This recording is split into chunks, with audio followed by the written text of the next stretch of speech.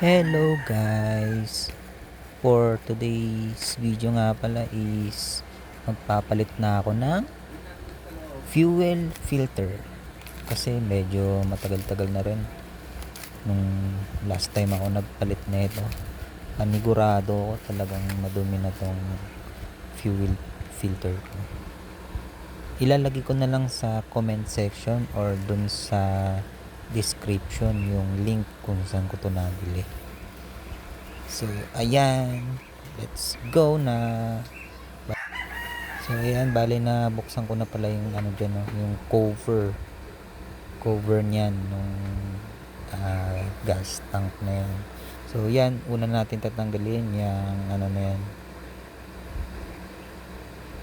Hindi ko alam kung anong tawag dyan, basta yung may clip yan, yan, tanggal ko na. Dalawa lang yan tatanggalin natin na ano pala yun, yung daluyan pala ng gas yung papuntang injector, tapos itong wire yan. After nyan is tatanggalin natin yan, yung mga lock nut na yan, 4 yan.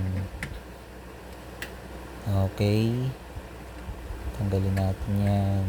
Tapos yung bracket na yan kasama sa pagtanggal yan. Yan. Okay. Voice over lang tayo kasi nung oras na yan napakaingay dyan, kaya voice over na lang.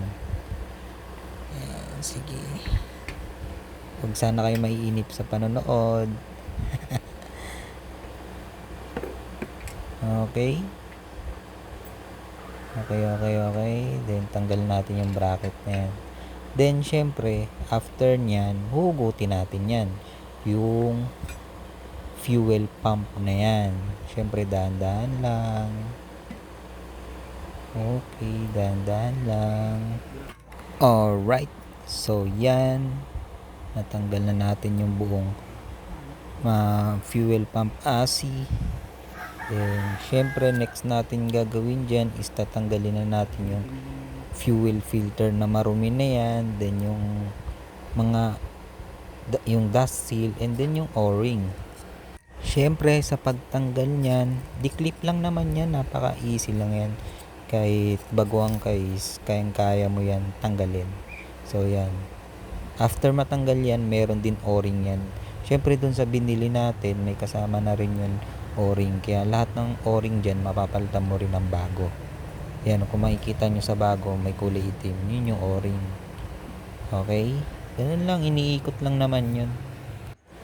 Eto unang ikakabit natin, no, yung dust seal. Then after natin ma-fit yung naman, yung oil, anong tawag dyan? O-ring. Sorry, o-ring pala tawag dyan, o-ring. Then syempre isusunod na natin yung fuel filter. So dito na tayo guys, kailangan na natin, after natin na ma-assemble is ipapasok na natin yan, dahan-dahan lang para walang masira or maputol. Okay, so yun guys, after natin ma-fit ng maayos, syempre ibabalik natin kung ano itinanggal natin nung una. Ganun lang po kadali yun. Siguro hanggang dito na lang. Salamat sa panonood. Bye bye.